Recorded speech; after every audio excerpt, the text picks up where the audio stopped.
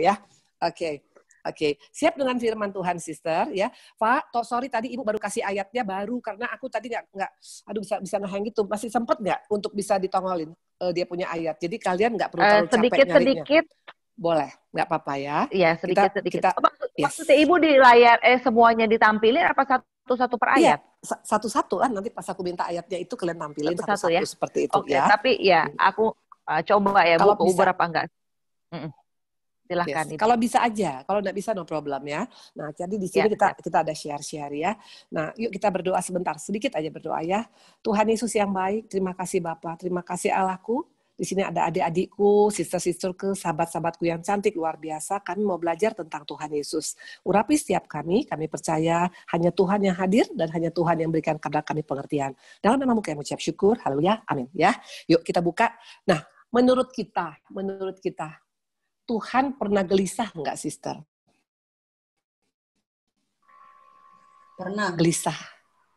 Tuhan pernah gelisah nggak? Mana ayatnya pernah gelisah? Ada ya ternyata ya.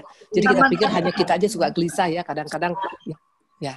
Coba kita buka Kejadian 18 ayat 17 ya. Kita lihat nanti ya. Ya, karena ini sebagai pesan Tuhan bagi setiap kita ya. Dikatakan begini.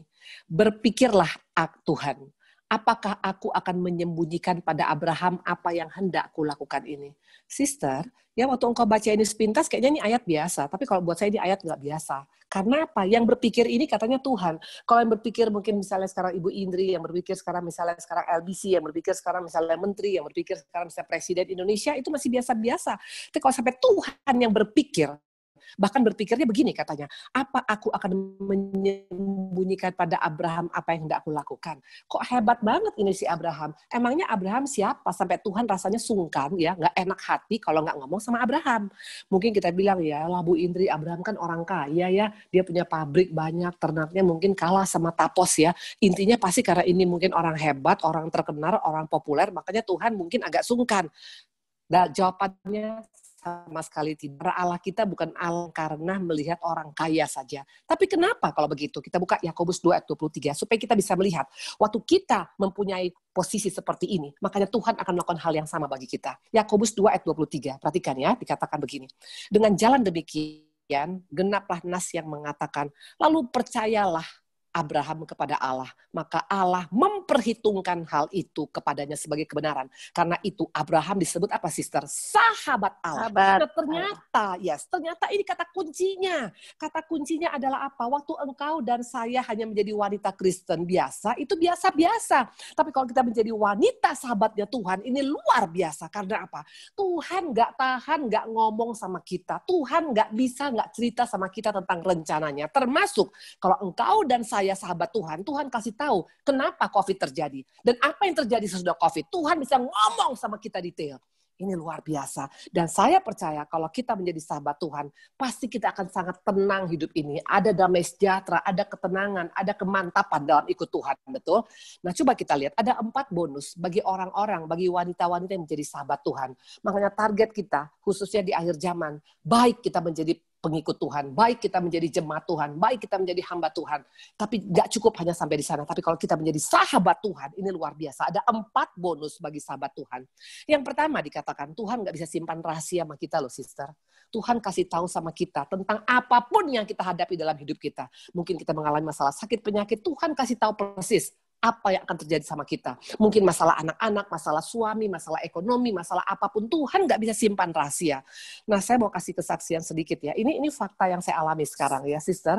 Jadi jangan pernah pikir gini, kita kalau ikut Tuhan, kalau kita udah sungguh-sungguh sama Tuhan, automatically kita nggak akan punya menghadapi masalah. No, ingat ya, saya kasih pesan. Hidup ini adalah peperangan. Hidup ini adalah perjuangan. Makanya kalau engkau jadi sahabat Tuhan, kita bisa mengerti, memang ada peperangan, memang ada perjuangan. Tapi yang pasti kita tahu endingnya mau Tuhan bawa kemana. Nah, Ibu ini sekarang menghadapin. Yang saya hadapi itu sekarang kasus, sister. Aku digugat oleh kakak kandung sendiri. Kakak kandung sendiri loh, sister. Saya digugat dalam 3 kasus. Yang 2 di Bandung, 1 di Medan. Bayangkan, saya sudah menang di PN, digugat lagi naik ke PT. Udah menang di PT, masuk lagi ke Mahkamah Agung. Jadi 9 tingkat saya mesti hadapi sekarang. Tapi waktu saya berdoa, Tuhan, apa yang harus saya lakukan? Tuhan hanya ingatkan satu. Anakku, Tuhan ingatkan tentang orang kusta. Ingat ya, orang kusta yang Tuhan dia bilang begini, Tuhan kalau engkau mau aku tahir. Tahu ceritanya sister-sister?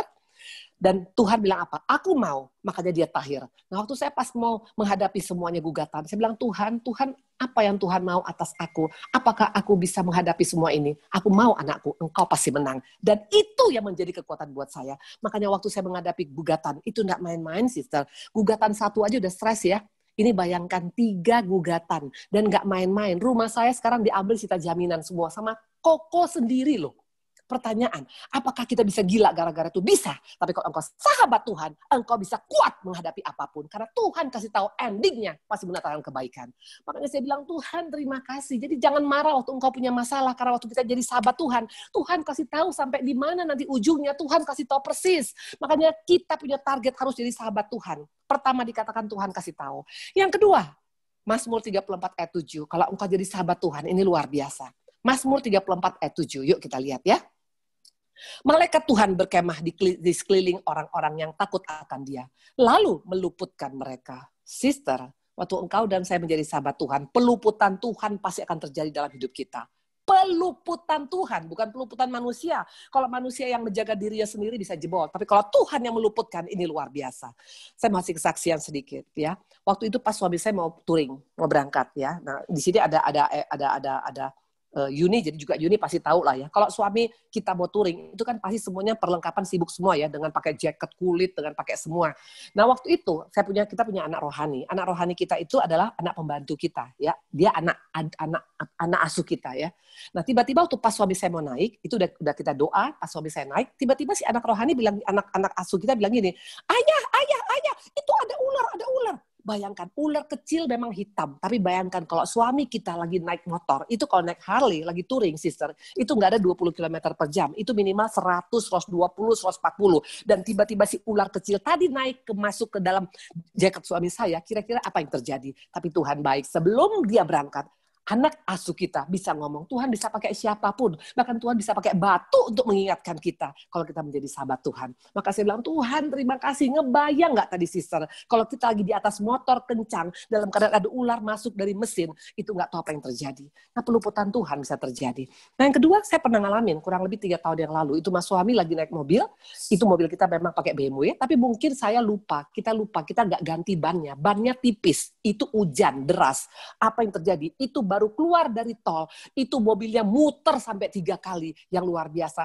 Pas waktu kita muter, nggak ada satu mobil pun bisa keluar itu dari pintu tol. Itu nggak masuk akal. Logikanya orang kalau baru keluar pintu tol, itu pasti akan banyak mobil atau truk, betul. Tapi kami mutar 3 kali dalam keadaan tidak ada satu mobil pun. Sampai suami saya bisa mutar 3 kali, akhirnya dia mundur, akhirnya jalan lagi seperti itu. Peluputan Tuhan akan terjadi bagi orang-orang yang menjadi sahabat Tuhan. Itu saya alamin. Makanya jangan pernah tanggung ikut Tuhan. Itu yang kedua. Yang ketiga, kalau kita menjadi sahabat Tuhan, kita bisa nego sama Tuhan. Wow, nego seperti Abraham. Bayangkan Abraham manusia, nego sama Tuhan Allah yang maha kuasa.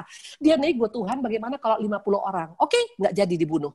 Tapi ternyata nggak ada. Kalau 40, oke. Kalau 40 nggak jadi dibinasakan Sodom. Tapi ternyata nggak ada. Kalau 30, 20, 10, Tuhan bilang oke.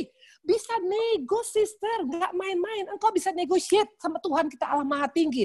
Hizkia juga bisa nego. Ingat cerita Hizkia. Dia harusnya mati hari itu. Tapi dia bilang, Tuhan, masa kau tidak melihat kehidupanku? Tuhan perpanjang 15 tahun umurnya. We can negotiate with God.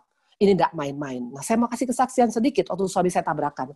Itu jelas, saya pernah cerita sama klien. Kata dokter Ali Bedah Syaraf di Bandung, itu umurnya hanya 7 days. Kenapa bilang? Batang otak sudah kena, terlempar 70 meter di jembatan layang di Bandung, dan logikanya orang yang kelempar 70 meter dengan batang otak kena, dan selama suami saya di rumah sakit Boromius, itu selama di ICU, itu nggak bisa diapa-apain. Nggak bisa diapa-apain, kenapa? Karena kepalanya sudah besar, bengkak, odem. Ya, kalau odem tuh nggak bisa dioperasi. Ya. Jadi nggak bisa dioperasi, hanya di ICU. Tahu sister apa yang dikasih obat selama suami saya di ICU?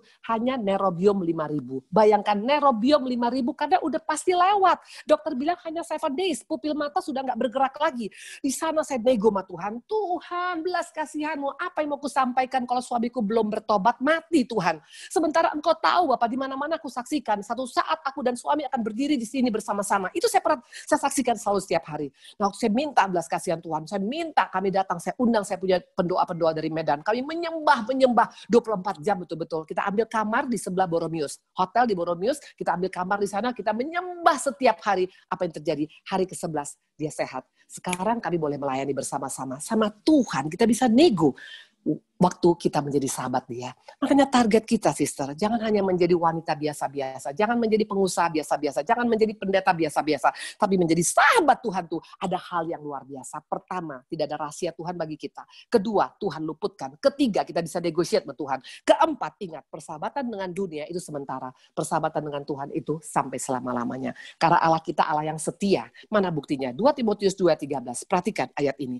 Jika kita tidak setia, dia tetap setia karena dia tidak dapat menyangkal dirinya. Luar biasa, Tuhan kita nggak bisa menyangkal dirinya.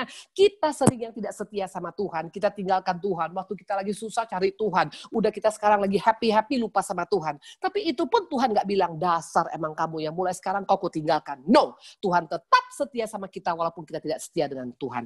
Nah, pertanyaan. Kita lihat tadi ada 4 bonus. Ada 4 fasilitas VVIP surga bagi sahabat-sahabat Tuhan. Pertanyaan, mau yang mana kita? Hanya pilih sebagai wanita fansnya Tuhan Yesus atau wanita menjadi sahabat Tuhan Yesus? Karena banyak wanita Kristen hanya jadi fansnya Tuhan, betul? Ya, fans hanya sekedar idolakan Tuhan, tapi nggak mau jadi sahabat Tuhan. Waktu engkau dan saya hanya menjadi idolanya, hanya menjadi menjadi fansnya Tuhan, kita nggak akan dapat hal-hal yang luar biasa. Tapi kalau kita menjadi sahabat Tuhan, ada 4 bonus tadi yang kita akan mengalami ya. Nah, untuk menjadi sahabat Tuhan, apa syaratnya? Apa harus kaya raya? Apa harus kudus, nggak pernah melakukan kesalahan? Apa harus pintar luar biasa? Apa harus punya pabrik banyak? Apa harus cantik seperti artis Hollywood? No, ya. Tuhan kita bukan Allah yang melihat casing. Ada 6 ciri khas daripada sahabat Tuhan. 6 ini bisa kita milikin. Tinggal tergantung kita mau apa enggak sekarang. Nah, sister, semuanya di rumahnya ada punya tempat sampah enggak? Ada tempat sampah, coba ambil semua tempat sampahnya, letakin dekat kita punya kursi. Ayo, ambil tempat sampah. Udah semuanya ada tempat sampahnya? Jangan tempat sampah dari jalan raya diambil ya, tempat sampah dari rumah. Dari kamar mandi boleh, dari rumah boleh, dari mana-mana. Ayo, semua ambil tempat sampah, letakkan dekat kursi kita. Semuanya ambil tempat sampah. Udah semuanya, sister? Udah ambil ya tempat sampah. Nah, sekarang semuanya punya yes Jean, thank you sayang. Nah, sekarang semuanya punya bolpen sama kertas. Ada kertas ya?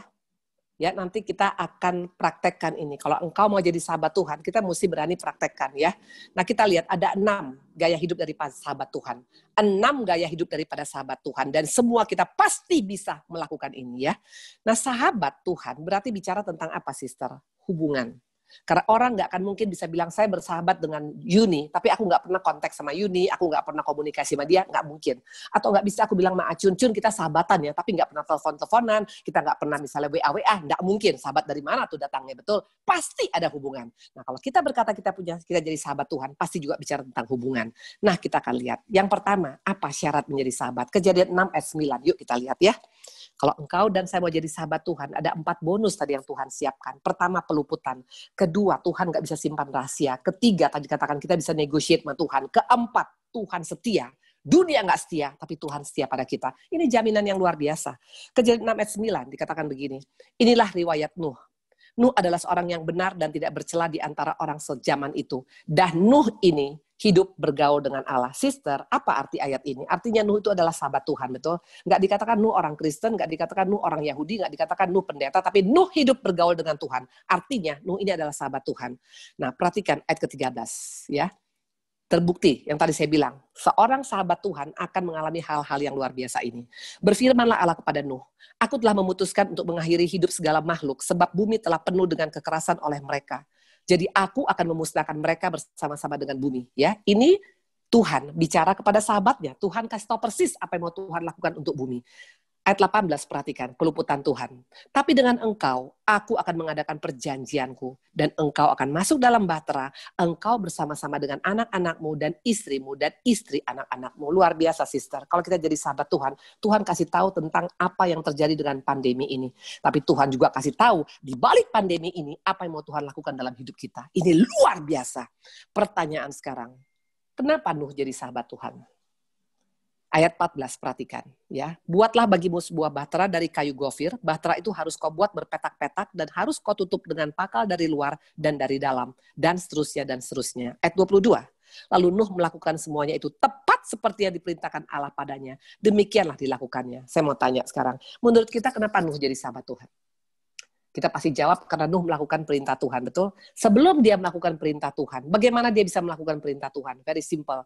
Karena Nuh mendengar apa kata Tuhan. Seorang sahabat itu pasti suka mendengar. Suka ngomong dengan Tuhan, suka mendengar suara Tuhan ya. Nah, pertanyaan saya sekarang, ibu-ibu, sister-sister, saya mau tanya, bahtera yang dibangun Nuh ini bahtera besar apa kecil? Besar. Dari mana tahu besar? Ada di sana waktu itu? Nggak ada. Tapi kalau kita lihat ukurannya itu besar sekali. Karena sampai banyak binatang yang masuk satu pasang, betul? Bahkan dikatakan bertingkat-tingkat, betul? Jadi intinya bahtera besar. Saya mau tanya, bangun bahtera besar minimal harusnya insinyur ya, atau ahli bangunan, atau ahli dalam membangun kapal, betul? Perkapalan ya. Saya mau tanya, who is Nuh? Siapa Nuh? Kejadian 9 ayat 20, yuk kita lihat siapa Nuh. Ini ciri khas daripada orang-orang menjadi sahabat Tuhan. Bisa melakukan segala sesuatu yang di bawah, yang rata-rata. Nuh menjadi petani, dia yang mula-mula membuat kebun anggur. Saya mau tanya, bisa nggak petani bangun kebun anggur? Logikanya nggak mungkin, betul? Petani harusnya kan cuma bisa cangkul yang dalam, betul? Sama sekarang saya misalnya. Nggak mungkin tiba-tiba sekarang saya bilang sekarang bisa bangun rumah. Boro-boro bangun kandang ayam aja Ibu Indri nggak bisa karena saya bukan ahli bangunan, betul? Nuh kok bisa bangun bahtera? Very simple. Karena dia punya kepekaan mendengar suara Tuhan. Seorang sahabat itu pasti dia punya waktu untuk mendengar suara Tuhan. Dia pasti punya hubungan yang intim dengan Tuhan melalui doa. Bagaimana dengan kita, sister? Ini akhir zaman. Saya mau tanya, menurut kita kenapa kira-kira corona ini terjadi? Apa yang mau Tuhan lakukan? Apa sih rencana Tuhan melalui corona ini? Kalau saya percaya, dengan banyaknya sekarang orang stay at home, dengan banyaknya sekarang work from home, ini Tuhan lagi pengen banyak ngomong sama kita. Tuhan pengen banyak cerita tentang rencananya dalam hidup kita. Tapi banyak orang Kristen gak ngeh. Dianggap corona, ya di rumah ya ngorok aja atau nonton Korea. Padahal ini kesempatan kita bisa mendengar suara Tuhan. Bagaimana dengan kita pada saat ini? Coba kita buka Lukas ya. Lukas 10 ayat 39 ya. Sering kali dalam hidup ini yang kita pilih hanya yang biasa-biasa. Padahal kalau engkau mau jadi sahabat Tuhan, pilihlah yang terbaik. Perempuan itu mempunyai saudara yang bernama Maria. Maria duduk dekat kaki Tuhan dan terus mendengarkan perkataannya. Ayat 42 perhatikan. Tapi hanya satu saja yang perlu. Maria telah memilih bagian yang terbaik yang tidak akan diambil daripadanya. Sister, semua bisa diambil dari kita loh pada saat corona ini. Betul? Rumah kita bisa hilang. Harta kita bisa hilang. Teman saya yang punya pabrik sekarang banyak yang tutup. Yang punya karyawan di atas 1.000, 2.000 banyak yang udah kolaps. Betul? Ya, hotel-hotel sekarang banyak yang jebol. Hotel dekat hotel saya itu sekarang hampir 20 hotel yang sudah dijual. Ya, bahkan sekarang ibu-ibu banyak yang banting setir ya, yang dulunya penuh dengan segala macam sekarang kegiatan, sekarang malah ada jual kue ya. Di sini ada yang banyak jual kue. Ya enggak apa-apa, itu fine, keren banget. Makanya saya lihat tadi mukanya kayak kue semua di sini ibu-ibunya. Ya, fine ya. Karena itu keren banget, itu artinya itu wanita yang keren ya, wanita yang bisa bangkit ya. Nah, dikatakan tadi apa ya? Kita di sini waktunya untuk banyak mendengar, sister. Seorang sahabat itu suka mendengar. Nah, saya kebetulan sekarang ini saya banyak ambil waktu sabatikal, sister. Itu bagus. Ya, sabatikal itu adalah memang sesuai dengan firman Tuhan. Yesus dikatakan Tuhan, pada hari ke-7 dia istirahat dan dia berkati hari itu. Seringkali kita pikir kadang-kadang yang penting kan doa, Bu Indri, doa betul. Tapi beda, sister. Kalau engkau doa khusus, kasih waktu buat Tuhan, dengan doa hanya sekedar karena engkau capek langsung doa mau tidur, itu beda loh. Tapi kalau engkau dan saya mau dengar suara Tuhan, banyak kasih waktu spesial buat Tuhan. Dia nanti akan bicara sama kita banyak, karena kita sahabatnya. Di sini semua percaya jadi sahabat Tuhan. Kalau engkau yakin kau sahabat Tuhan, kau pasti dengar apa kata Tuhan pada saat-saat sekarang ini. Tetapi kalau kita nggak punya waktu untuk kasih doa sama Tuhan, ya coba kita buka karakter Yesus yang paling menonjol. Buka Markus 1 ayat 35. Ini karakter Tuhan, makanya saya sekarang lagi praktekkan ini. Dan memang sangat luar biasa. Kalau kita kasih waktu khusus sama Tuhan, itu Tuhan mau bicara banyak pada kita. Markus 1 ayat 35. Pagi-pagi benar, waktu hari masih gelap, ia bangun dan pergi berdoa. Ia pergi ke tempat yang sunyi dan berdoa di sana. Yesus itu pagi-pagi benar doa loh, sister. Waktu hari masih gelap. Kira-kira jam berapa? Jam 4. Jam 3. Saya mau tanya, sister-sister di tempat ini, bangun pagi doa jam berapa? Jam 8 pagi, jam 7. Nah, boleh aja jam 7. Tapi pertanyaan kalau jam 7, udah ada nggak nanti bisa malah memakan sarapan? Atau suami bilang, pijat gua dong, gua lagi pegel ya. Pasti aja ada distraction, betul. Nah Tuhan bukan nggak bolehin kita berdoa jam 7, jam 8, jam 9, jam 10. Tapi waktu engkau kasih waktu khusus buat Tuhan, itu Tuhan akan bicara banyak kepada kita. Nah seringkali kita anggap ini nggak penting ya. Nah dikatakan tadi, 3 alasan kenapa wanita Kristen susah berdoa. Nah, nanti kita akan cek ya, kenapa kita susah untuk kasih waktu khusus buat Tuhan ya. Coba kita pertama. Yang pertama adalah karena apa? Karena kita suka ngotot. Orang yang suka ngotot itu nggak punya waktu untuk mendengar suara Tuhan loh. Maunya dia aja. Ya nggak bisa Bu Indri, tapi seperti ini. Karena kalau kita mau dengar suara Tuhan, jangan pakai otot kita. Jangan pakai maunya kita. Tapi harus kehendakmu lah yang jadi. Engkau akan bisa dengar suara Tuhan persis untuk apapun. Nah kalau saya punya otot, untuk dengar suara Tuhan, menghadapi kasus yang 9 kasus sekarang, wah, bisa-bisa saya pasti akan balas. Saya akan bilang, lu bisa gugat gua bisa gugat lu juga. Itu nggak mungkin suara Tuhan, karena membalas itu bukan dari Tuhan, tapi mengampuni dan mendoakan itu daripada Tuhan. Maka saya bilang, Tuhan terima kasih. Maka sekarang saya bisa mendoakan, saya punya koko. Tuhan, aku berdoa buat abangku Tuhan. Berkati dia, berkati anak-anaknya, berkati Bapak. Dan aku mengalami ketenangan. Coba kalau aku sekarang pakai ngotot, pakai ego saya, pakai marah saya, nggak mungkin aku bisa dengar suara Tuhan untuk mengampuni. Pada Tuhan katakan apa? Ampuni, bahkan musuhmu berkati, itu kata Tuhan. Itu firman Tuhan, amin. Dan dikatakan di sini ya, coba kita buka. Ya, coba kita buka. Ini contoh soal wanita yang ngotot ya. Coba buka Kejadian 35:16. Kita tahu semua Rahel ya. Rahel ini padahal harusnya adalah perempuan yang paling beruntung ya, sister. Kenapa bilang? Dia disukai oleh Yakub. Yakub itu adalah cucu daripada Abraham ya. Siapa yang nggak tahu Abraham orang kaya? Cucunya pasti dong juga punya fasilitas, betul? Tapi Yakub cinta banget dengan Rahel. Bahkan dikatakan dia kerja 14 tahun untuk Rahel, betul? Perhatikan ini. Waktu dia tahu dia mandul, ya. Coba kita perhatikan ya. Nah ini Kejadian 35 aja ya. Kejadian 35 ayat 16. Kejadian 35 ayat 16. Ya. Akhirnya kan kita tahu ceritanya Rahel mandul ya. Nah tapi kemudian dia punya anak. Tahu ya ceritanya dia punya anak Yusuf, betul?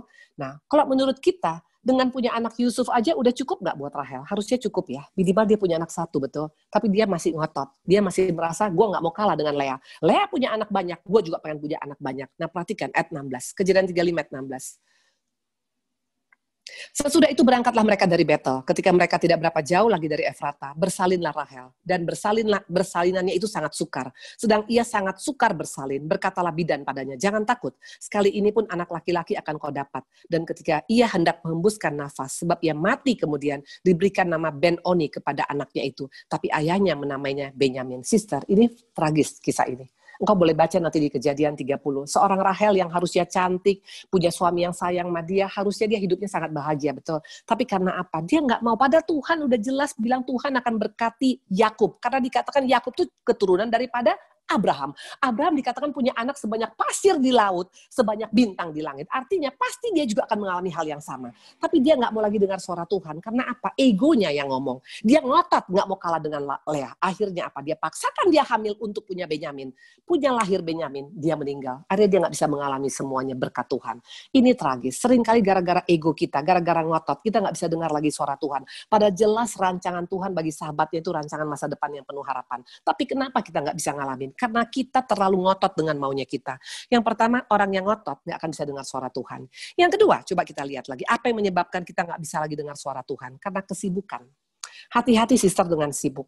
Saya pernah jatuh di sini. Saya pernah ceritakan sama klien ya. Dulu pelayanan Ibu Indu tuh banyak sekali. 1 tahun, 1 bulan tuh bisa 60 kali pelayanan. Karena saya menganggap undangan itu nggak boleh ditolak. Siapapun yang mengundang harus diterima.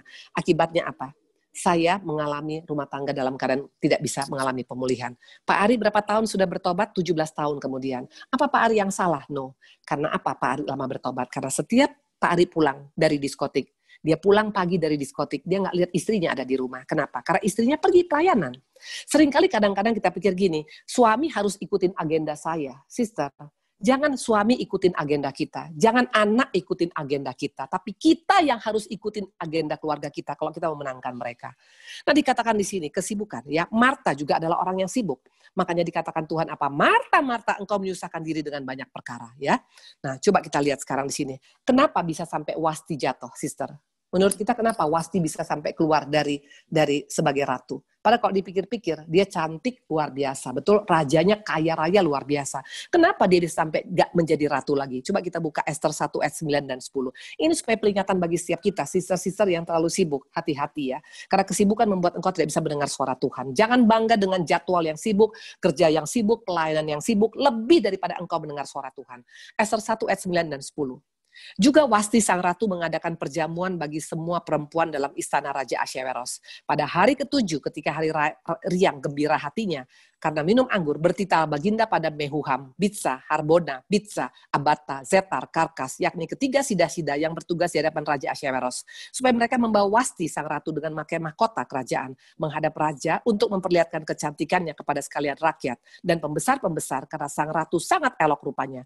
Tapi Ratu Wasti menolak untuk menghadap menurut titah raja yang disampaikan oleh sida-sida, sehingga sangat geramlah raja dan berapi-apilah murkanya. Sister, saya mau nanya, kenapa Ratu Wasti menolak? Karena dia punya agenda sendiri. Hati-hati dengan agenda kita. Jangan sampai agenda kita mengalahkan semua agenda keluarga kita. Ya, saya waktu itu sampai jebol. Kenapa? Kenapa suami saya lama bertobat? Gara-gara apa? Karena saya nggak lagi mendengar suara Tuhan. Tuhan jelas bilang, harus dari Yerusalem dulu, baru Yudea, baru Samaria, sampai ke ujung bumi. Tapi saya pikir saya benar. Ya, makanya saya tidak mengurangi pelayanan saya. Akibatnya suami saya lama bertobat. Nah, kapan Ibu Indri mendengar suara Tuhan? Waktu suami saya sakit, di sana Tuhan bilang, turun dari mimbar, urus suamimu. Di sana saya tinggalkan pelayanan 2 tahun. 2 tahun saya hanya mengurus Pak Ari. Dan apa yang terjadi? Waktu kita dengar suara Tuhan, itu Tuhan punya rencana selalu yang terbaik bagi sahabat-sahabatnya. Sekarang Pak Ari bisa berubah. Sekarang anak-anak saya bisa luar biasa. Sekarang ekonomi saya bisa dipulihkan. Bahkan sekarang kami boleh melayani bersama-sama. Jadi seringkali yang menunda kehidupan kita karena kita nggak dengar suara Tuhan. Kenapa nggak bisa dengar suara Tuhan? Karena kita terlalu sibuk dengan segala agenda kita. Hati-hati dengan kesibukan dengan agenda. Yang ketiga, kenapa orang nggak bisa mendengar suara Tuhan? Very simple, karena nggak cukup rendah hati. Kita maunya didengar, tapi kita nggak mau mendengar. Ingat sister, doa itu bukan hanya laporan sepihak. Doa kita berbicara, Tuhan mendengar. Tuhan bicara, kita mendengar. Nah, sekarang kita akan praktekkan. Saya akan tanya kepada sister-sister di tempat ini ya. Saya mau tanya, kira-kira selama ini bagaimana dengan kita punya hubungan dengan Tuhan, doa kita? Sudahkah kita cukup mendengar suara Dia? Sudahkah kita berikan waktu khusus buat Dia? Sudahkah kita berikan waktu spesial buat Tuhan untuk kita mendengar Dia? Atau kita terlalu sibuk? Atau kita terlalu ngotot dengan maunya kita? Atau kita nggak cukup rendah hati untuk mau mendengarkan apa yang menjadi rencana Tuhan dalam hidup kita? Nah, kalau ini masih kita lakukan, tolong ditulis sekarang. Dan nanti dalam nama Tuhan Yesus kita sama-sama buang ke tempat keranjang sampah. Kita doakan supaya itu nggak masuk lagi dalam kehidupan kita. Ayo sister-sister, sekarang saya mau lihat, coba ini kembali kepada dia punya ini, bisa kepada layarnya, saya bisa lihat sister-sister di tempat ini. Ya, coba dikembalikan. Di switch kameranya, coba ya. Kalau selama ini engkau mungkin kurang punya waktu untuk duduk di kaki Tuhan, mendengar apa maunya Tuhan. Coba tulis apa penyebabnya. Mungkin karena kesibukan. Iya Bu Indri, karena saya selama ini sibuk sekali karena ngurus ini. Atau mungkin karena usaha saya kalau nggak saya yang urus nggak bisa. Atau mungkin ya memang saya kasih waktu sama Tuhan, tapi kadang-kadang udah malam, udah kecapean, udah tinggal tidur, paling 5 menit doa langsung tidur. Nah ini tulis semuanya. Nanti kalau udah kau tulis ya, karena pengakuan itu di hadapan Tuhan sangat luar biasa. Engkau tulis, kita buang dalam nama Tuhan Yesus supaya itu tidak masuk dalam kehidupan kita lagi. Karena sangat sayang, kalau engkau hanya sebagai wanita tanpa menjadi sahabat Tuhan, kita tidak akan bisa mengalami banyak hal yang luar biasa. Ini pandemi, Tuhan mau bicara banyak kepada kita. Percayalah, Tuhan mau bicara banyak tentang masalah ekonomimu, masalah rumah tanggamu, masalah kesehatanmu, masalah hutangmu, masalah apapun Tuhan mau ngomong sekarang. Hanya sering kali karena kita punya kesibukan yang luar biasa, atau karena kita punya agenda khusus, atau karena mungkin kita ngotot dengan maunya kita. Kita bilang, aduh Tuhan udahlah gak sempet-sempetnya dengar suaramu. Tuhan mau ngomong sister. Udah semuanya ditulis? Kalau semua sudah tulis, yuk kita angkat, kita punya tempat sampah, kita masukkan sama-sama. Ibu Indri mau lihat. Ya, apapun yang membuat engkau tidak punya waktu untuk mendengar suara Tuhan. Mungkin kau bilang, Bu Indri cukupkan 5 menit sehari, please deh. Ya, kira-kira bisa nggak kita dengar suara Tuhan kalau cuma 5 menit? Tuhan katakan, nggak sanggupkah engkau berjaga-jaga 1 jam saja? Saya mau tanya, sister. Daniel tuh orang yang sibuk nggak? Sibuk banget. Dia adalah orang kedua daripada Raja Persia, Raja Darius. Tapi 3 kali sehari dia masuk dalam hadirat Tuhan. Makanya gak heran, waktu ada singa yang lapar, itu gak bisa masuk dalam kehidupan Daniel. Waktu dikatakan ada api yang panas 7 kali, tidak bisa membakarkan, satu helai rambutnya pun tidak terbakar. Artinya ada peluputan Tuhan. Kenapa? Karena waktu kita mendengar suara Tuhan, Tuhan menuntut sangat detail. Seperti Tuhan menuntut Nuh, bangun bahtera, sampai ukurannya, sampai pakunya, sampai batangnya, sampai kayunya, semua Tuhan ngomong. Hidup kita kalau dengan tuntunan Tuhan itu luar biasa. Kenapa kita nggak bisa dituntut oleh Tuhan? Karena kita terlalu mengatakan, nggak penting lah dengar suara Tuhan sekarang. Kayaknya udah nggak keren banget. Atau ya cukuplah seminggu sekali berdoa, Bu Indri. Nggak cukup, sister, kok cuma seminggu sekali. Ambil waktu khusus buat Tuhan. Dia lagi pengen ngomong banyak dengan kita saat ini. Makanya kalau bisa sabatikal, coba ambil praktekan. Saya sekarang lagi lakukan. 24 jam saya ambil sabatikal, saya masuk ke kamar anak saya di atas, dan saya nggak ketemu dengan suami, nggak ketemu dengan anak-anak, nggak ketemu dengan siapa-siapa, nggak buka HP 24 jam full. Saya hanya menyembah, memuji, baca firman, baca Alkitab, dan itu saya lakukan. Dan ada ketenangan, ada keteduhan. Itu kau praktekkan. Mungkin awalnya engkau tidak mendengar dia ngomong, tapi lama-lama engkau akan bisa mendengar Tuhan ngomong. Itu sekarang saya lagi praktekkan. Sudah minggu ke-6 untuk sampai hari ini. Dan ternyata ada ketenangan yang luar biasa. Kalau engkau hanya dengar TV, engkau akan stres, ya. Engkau hanya dengar berita akan stres. Apalagi sekarang nonton Korea, nggak jadi masuk surga gara-gara Korea. Nah, saya mau kasih tahu, kemarin saya masuk dalam jebakan Batman. Gara-gara nonton Captain Ri. Saya nonton dan ternyata nggak bisa berhenti. Saya masuk ke selimut jam 2 pagi, nonton si Captain Ri ini, kebangetan si Captain Ri. Akhirnya aku nggak bisa doa, nggak bisa dengar suara Tuhan. Dan nggak ada yang salah dengan engkau nonton bola, nonton berita, nonton ini. Tapi jangan sampai itu lebih daripada engkau masuk di hadirat Tuhan. Belajar daripada seorang Daud. Makanya Daud kenapa jadi sahabat Allah? Dia 7 kali sehari masuk hadirat Tuhan. Ini mumpung lagi sekarang corona, sister. Kita nggak terlalu sibuk. Ayo kasih waktumu untuk mendengar suara dia. Karena Tuhan mau ngomong detail tentang kehidupan kita. Saya bersyukur sama Tuhan. Saya mau kasih kesaksian sedikit. Dalam nama Tuhan Yesus.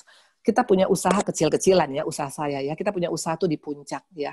Kita ada hotel kecil ya, nggak besar. Kamarnya juga cuma 57 kamar. Tapi tahu, sister, di puncak tuh ada 20 hotel sekarang tutup.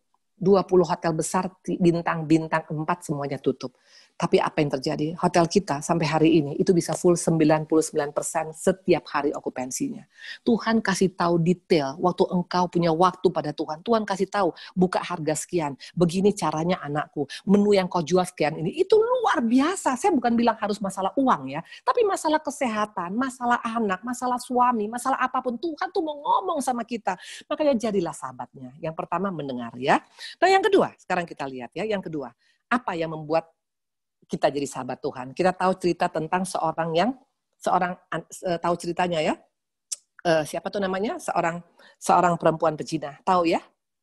Apa yang membuat dia sahabat Tuhan? Mana bukti dia sahabat Tuhan? Dia duduk dekat di kaki Tuhan, betul? Kalau engkau baca nanti di Lukas 7. Dekat di kaki Tuhan, bicara tentang sahabat Tuhan. Apa yang membuat Tuhan dekat dengan dia? Bahkan yang pertama kali melihat Tuhan bangkit dari kubur adalah Maria Magdalena. Karena dia adalah pribadi yang tidak hitung-hitungan. Jangan pakai simpoa sama Tuhan. Tahu simpoa? Hitung-hitungan Chinese ya. Semua pakai hitung-hitungan ya. Apa hitung-hitungan yang paling sering kita pakai? Hitung-hitungan pengampunan. Gila, sampai kapan saya bisa ngampunin Bu Indri? Nah, waktu engkau masih hitung-hitungan pakai pengampunan, nggak bisa jadi sahabat Tuhan loh. Karena Tuhan nggak hitung-hitungan sama kita. Apalagi yang sering kita hitung-hitungan? Hitung-hitungan jasa. Saya yang capek Bu Indri, selama corona ini semua saya yang kerjain Bu Indri. Suami saya nggak bikin apa-apa. Please, jangan pakai simpoa sama Tuhan. Perempuan sahabat Tuhan itu nggak pakai simpoa. Baik mengenai jasa, baik mengenai pengampunan, baik dalam berbuat baik. Bagaimana dengan kita? Ya, nah waktu kita masih pakai hitung-hitungan, nggak akan bisa. Ya, kalau kita tahu tentang perempuan pezina, berapa harga minyak wangi yang dia pakai untuk Tuhan? 300 dinar loh, sister. 300 dinar. Satu hari kerja orang 1 dinar. 300 dinar berarti 1 tahun dia bekerja. Itu mungkin udah disimpan sama dia. Mungkin kalau nanti dia mau pakai untuk dia menikah, untuk mempelainya laki-laki. Tapi bayangkan, saking dia mau jadi sahabat Tuhan, dia pakai minyak wangi yang mahal itu untuk mencuci kaki Tuhan Yesus. Saya mau tanya, sister-sister. Di sini semua pakai minyak wangi sering ya? Pasti ya. Saya mau tanya, kalau kita pakai minyak wangi, biasanya kita pakai di mana? Di jempol, atau di kita punya leher, atau dekat telinga? Di mana, sister? Nggak pernah pakai minyak wangi semua di sini? Ayo coba jawab dulu Ibu Indri. Dekat telinga. Yes, kenapa dekat telinga, Lid? Karena mana tahu nanti ada yang peluk kita kan biar wangi ya, betul ya. Kan pernah nggak kamu lihat bikin di dekat kamu punya jempol minyak wanginya Chanel pakai minyak di jempol, pret di jempol. Saya terus terang nggak pernah jempol kuku pakai minyak wangi karena nggak mungkin orang cium saya punya jempol, betul ya. Tapi perempuan ini lihat, padahal ini perempuan pezina, ini bukan wanita yang ada di LBC, ini bukan wanita yang pelayanan di gereja, tapi dia tidak hitung-hitungan. Tapi sementara sering kali kita berkata kita mau jadi sahabat Tuhan, tapi kita masih hitung-hitungan jasa, hitung-hitungan pengampunan, hitung-hitungan berbuat baik. Bagaimana dengan kita pada saat ini? Nah, coba sekarang saya mau tanya lagi. Ambil tempat sampah, coba tulis. Masih ada nggak kita hitung-hitungan selama ini? Kalau ada, jujur di hadapan Tuhan tulis. Saya masih suka hitung-hitungan. Kalau suami ngomong kasar, saya balas juga kasar, Bu Indri. Atau saya masih hitung-hitungan. Kalau mertua misalnya sekarang nggak senyum sama saya juga nggak mau senyum sama dia. Apapun, engkau tulis. Engkau masukkan ke tempat sampah dalam nama Tuhan Yesus. Saya nggak mau hitung-hitungan lagi Tuhan. Dulu saya karakter yang paling hitung-hitungan, sister. Karena saya terus terang, saya orang sekolah, bagian keuangan. Kalau orang sekolah keuangan pasti hitung-hitungannya kencang, betul ya? Betul ya? Pasti semua dihitung, untung ruginya berapa. Nah, untuk gua apa dapatnya? Nah, waktu kita masih pakai gua dapat apa? Berarti kita belum jadi sahabat Tuhan. Seorang sahabat Tuhan, walaupun nggak dapat apa-apa, tapi dia tetap berikan yang terbaik. Seorang wanita sahabat Tuhan adalah giver. Tahu giver? Pemberi. Tapi seorang yang bukan sahabat Tuhan adalah taker. Maunya dapat terus untuk dia. Untuk dia oke, tapi untuk orang lain dia nggak mau kasih. Nah, waktu kita masih hitung-hitungan, kita bukan sahabat Tuhan. Ya. Nah, yang ketiga, sister. Ya, bukti seorang sahabat Tuhan yang ketiga, nggak melekat kepada apapun yang ada di dunia ini. Nah, pertanyaan saya sekarang, apa yang melekat pada kita? Harta kita? Keluarga kita? Masalah kita? Karena waktu kita terdekat dengan dunia ini, kita nggak bisa melekat dengan Tuhan. Karena Allah kita adalah Allah yang cemburu, ingat. Dari mana kita tahu kita melekat kepada dunia ini? Dari apa yang kau omongin setiap hari. Dari mulai pagi sampai malam yang diomongin apa? Masalah kita, hutang kita, persoalan kita, atau kebaikan Tuhan. Yang tahu hanya kita loh, sister. Ya, kalau kita hanya ngomong, aduh nggak tahu nih, gue bingung nih sekarang nih, dalam keadaan ini mau bayar uang sekolah anak, mau bayar ini. Nah, berarti kita melekat sama masalah kita. Nggak akan bisa kita melekat sama Tuhan. Kalau kita melekat dengan Tuhan, pasti yang kita katakan, Tuhan tuh baik, luar biasa. Nah, coba kita lihat. Ya pastilah Bu Indri, orang yang ngomong Tuhan baik, pastilah karena dia nggak punya masalah. Coba kita buka. Kita buka coba di sini ya. Kita buka coba di sini. Tentang orang yang bisa mengucap syukur. Tunggu sebentar. Nah, nanti aja itu nanti yang ketiga tentang masalah tentang kemelekatan ya.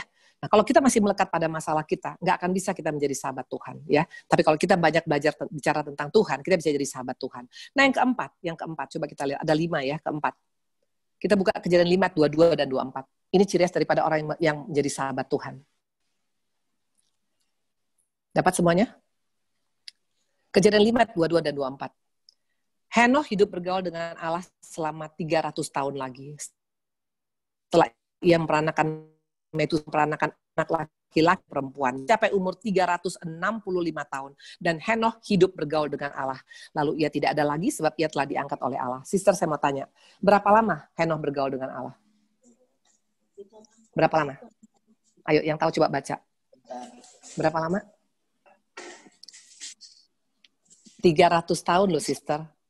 Dia mati umur 365. Berarti 65 tahun dia nggak dekat dengan Tuhan. 300 tahun dia dekat dengan Tuhan. Saya mau tanya, selama 300 tahun dekat sama Tuhan, bisa nggak Henokh bangkrut? Bisa nggak Henokh punya masalah dengan istri? Bisa nggak punya masalah dengan anak? Bisa nggak mungkin dia punya penyakit? Bisa nggak dia mungkin punya utang nggak bisa bayar? Bisa nggak orang bohongin dia? Bisa nggak sekarang dia dikhianati oleh keluarganya? Sangat bisa. 300 tahun bukan waktu yang sebentar. Tapi yang luar biasa dikatakan 300 tahun Henokh bisa bergaul dengan Allah. Ini bicara tentang komitmen. Seorang sahabat itu punya komitmen. Kalau engkau tidak punya komitmen dari hal kecil loh kelihatan. Dari mana? Dari pelayanan ke kita. Dari pelayanan bisa kelihatan orang punya komitmen. Jam-jam doa, ikut nggak selalu jam doa. Waktu kita ada ibadah, ikut nggak dengan ibadah. Dari mana kita bisa melihat komitmen seorang? Dalam rumah tangga. Kalau belum apa-apa mau cerai, ya ada selingkuh. Pertanyaan, mungkin kita bisa komitmen sama Tuhan yang nggak kelihatan? Nggak mungkin. Makanya dikatakan yang dipersatukan oleh Tuhan nggak bisa dipisahkan oleh siapapun kecuali oleh kematian. Nah, orang yang memang komit dengan keluarganya itu pasti akan beda. Dia bisa komit dengan Tuhan. Nah, kalau kita nggak komit dengan keluarga kita bilang, ya tapi dia juga gitu, Bu. Ya dia gitu, ya gua gitu. Sorry to say, kalau kita seperti itu, nggak mungkin kita bisa komit dengan Tuhan. Nggak mungkin kita jadi sahabat Tuhan. Seperti itu. Jadi memang ini bicara ini, maafkan saya, ini memang agak keras. Nah, sekarang coba kita lihat tulisan kita. Kira-kira apa yang membuat kita nggak komit selama ini sama Tuhan? Kita tulis. Mungkin karena kita menganggap kalau Tuhan baik, saya baru komit, Bu Indri. Tapi kalau Tuhan sekarang nggak jawab doa saya, ya susah juga dong, Bu Indri. Maka saya ke dukun. Ya, atau mungkin karena Tuhan nggak jawab doa saya. Sampai kapan Bu Indri? Sudah 10 tahun tapi nggak ada perubahan dalam ekonomi saya. Ya nggak mungkin lah Bu Indri, Anda boleh kompromi dengan dosa. Itu bukan sahabat Tuhan. Karena Yesus sangat komit dengan kita. Buktinya apa? Sampai dia berkata, sudah selesai, baru dia mati. Kalau Tuhan komit dengan kita, bagaimana dengan kita? Apakah kita komit dengan Tuhan? Maka kalau saya lihat di TV, misalnya di YouTube ya, ada orang sekarang pindah agama ya. Kalau kita nggak usah kita bilang kok bisa ya. Masalah komitmen. Kalau dia komit dengan Tuhan, nggak akan dia pindah hanya gara-gara jodoh. Nggak akan dia pindah hanya gara-gara posisi. Nggak akan dia pindah hanya gara-gara popularitas. Tapi kalau seorang yang komit sama Tuhan, seperti dikatakan Daniel, kalaupun kami harus mati, kami tidak akan menyembah patung. Itu orang yang komit. Bagaimana dengan kita? Sampai di mana komitmen kita sama Tuhan hari ini? Ya, karena nanti di akhir zaman, komitmen kita akan diuji loh. Akan ada pemurnian. Makanya ada 3 baptisan, sister. Pertama, baptisan air. Saya percaya semua kita dari baptis air, betul. Yang kedua, baptisan Roh Kudus. Kita terima Yesus, kita minta Roh Kudus, Roh penolong akan masuk dalam kita. Baptisan yang ketiga adalah baptisan api. Ini banyak orang yang tidak siap. Karena baptisan api bicara tentang pemurnian. Apakah kita tetap bertahan sama Tuhan walaupun kita menghadapi masalah? Makanya saya bilang, Tuhan terima kasih. Saya sudah ikut Tuhan hampir 22 tahun, sister. Ya, tahun 1999 saya bertobat. Masalah ekonomi sekarang Tuhan sudah pulihkan.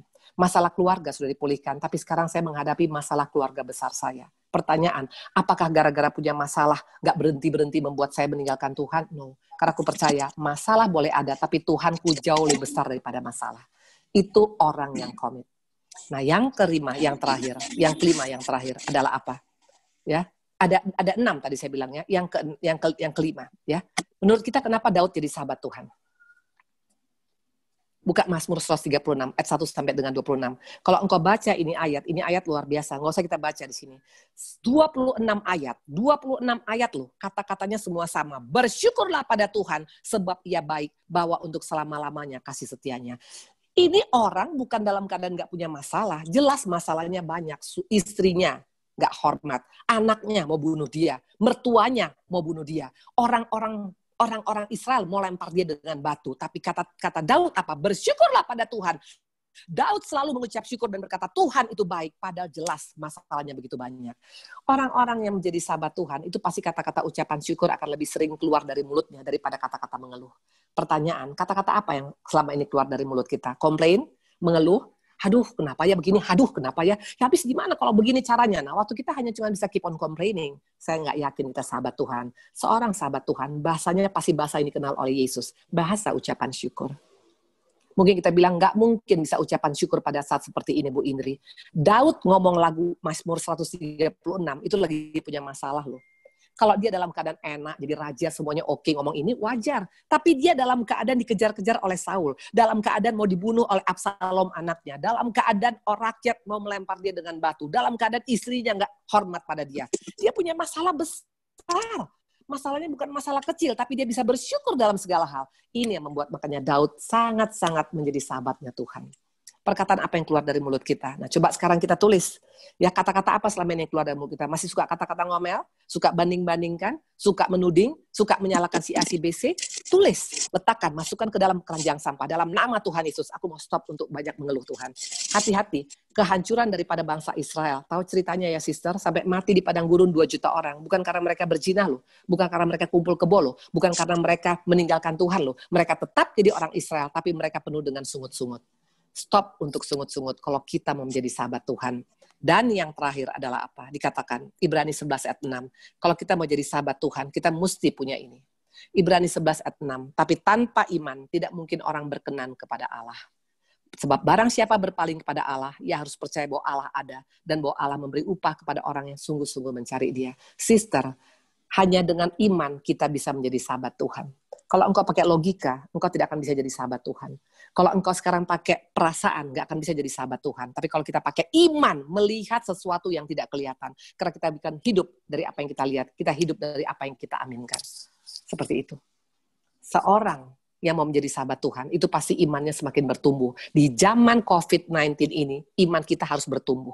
Maka tadi saya katakan, perbanyak baca firman, renungkan firman. Karena hanya merenungkan firman, dengan mempraktekkan firman, iman kita tumbuh. Mungkin kita bilang, Bu, bagaimana meningkatkan iman? Caranya simpel. Lakukan apa yang kau dengar hari ini, imanmu akan bertumbuh. Tapi kalau engkau hanya baca, hanya hafal, tapi nggak melakukan, iman kita nggak akan tumbuh. Misalnya contoh soal, kita dilukai orang, kita disakiti orang, tapi kita bisa mengampuni, iman kita akan tumbuh. Tapi kalau kita sekarang dilukai orang, kita juga balas melukai, iman kita nggak akan tumbuh. Walaupun kita baca ayat dari pagi sampai malam, pasti nggak. Bagaimana dengan kita pada saat ini? Nah, mana buktinya bahwa Tuhan juga percaya pada kita? Kita buka Matius 28, ayat 18 sampai dengan 20. Mana buktinya Yesus juga percaya sama kita?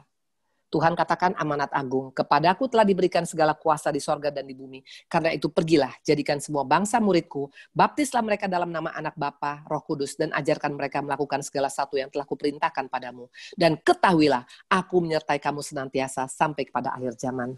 Sister, ayo bergerak. Kalau engkau berkata, engkau sahabat Tuhan, kita punya iman dengan Tuhan. Tuhan juga percayakan jiwa kepada kita loh. Ini tidak main-main loh. Siapa kita sampai Tuhan percayakan jiwa sama kita? Seperti saya, latar belakang saya kalian tahu semuanya. Perempuan jahat, yang pernah kawin cerai, kumpul kebo, selingkuh, zina, aborsi, semua saya lakukan. Tapi waktu Tuhan memilih saya menjadi sahabat Tuhan, aku bilang, Tuhan aku mau bergerak mencari jiwa-jiwa di luar sana. Itu orang yang jadi sahabat Tuhan.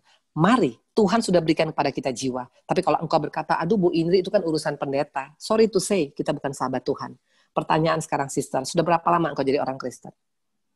Ada yang sini sudah 10 tahun? Coba angkat tangan yang sudah 10 tahun, saya mau lihat. Yang sudah 10 tahun, yes. Pertanyaan, sudah berapa kampung kita bawa sama Tuhan Yesus? Kalau kita hanya 10 tahun, tapi yang kita cuma bilang, tapi kan udah Bu Indri, suami saya, anak-anak saya, ayo bergerak lebih banyak lagi. Ini akhir zaman. Jangan mimpi Indonesia bisa mengalami transformasi kalau kita nggak mau bawa jiwa kepada Tuhan. Bawa jiwa pada Tuhan, nggak usah cari yang dari non dulu lah. Dari yang Kristen-Kristen yang sudah sekarang udah miring-miring. Makanya pergi pelayanan. Ini LBC ini luar biasa. Saya dengar kalian kemarin pelayanan kemana? Ke Mentawai ya? Betul.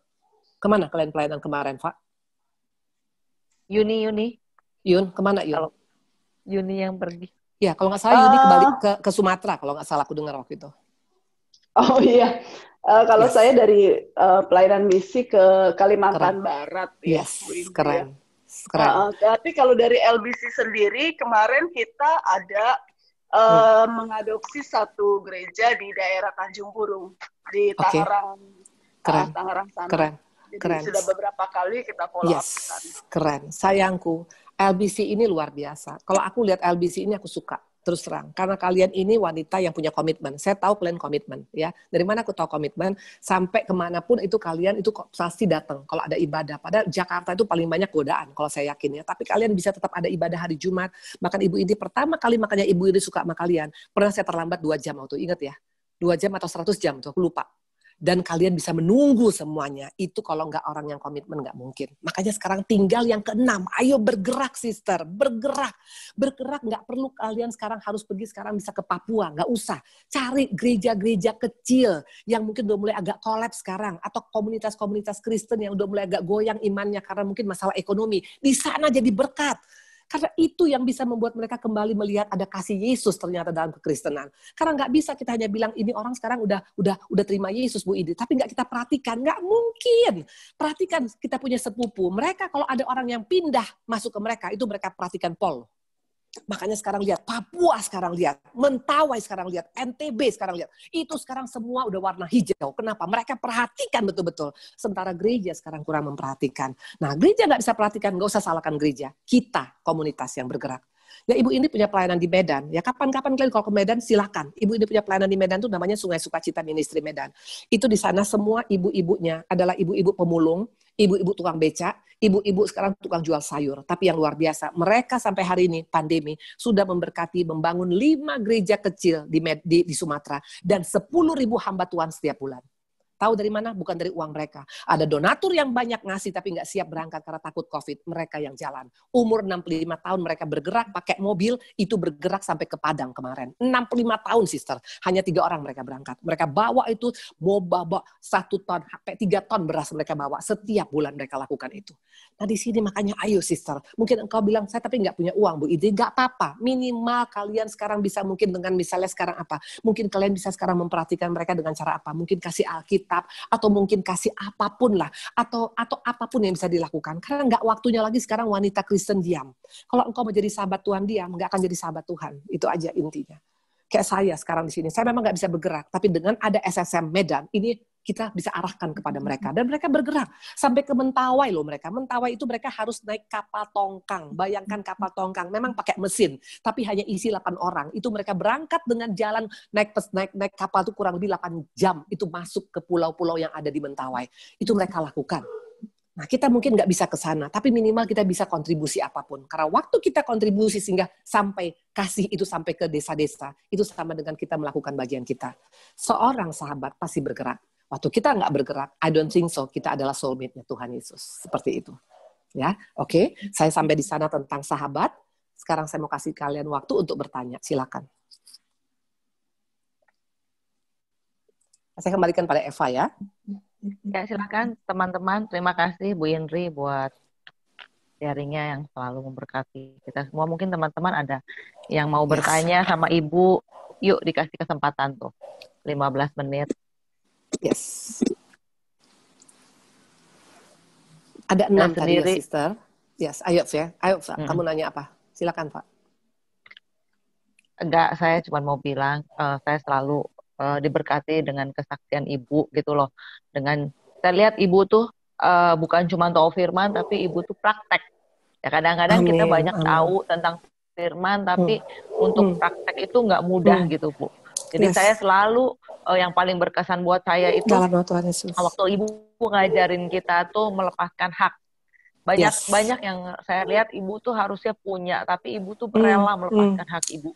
Ya Abraham, Bu bilang. Saya selalu ingat gitu kalau Ibu bilang Abraham berani melepaskan Ishak dan dia mendapatkan bangsa-bangsa. Kita kadang-kadang sebagai wanita masih mau ego, masih mau mempertahankan yang kita pikir itu kan punya gua gitu. Dan saya kalau lagi melewati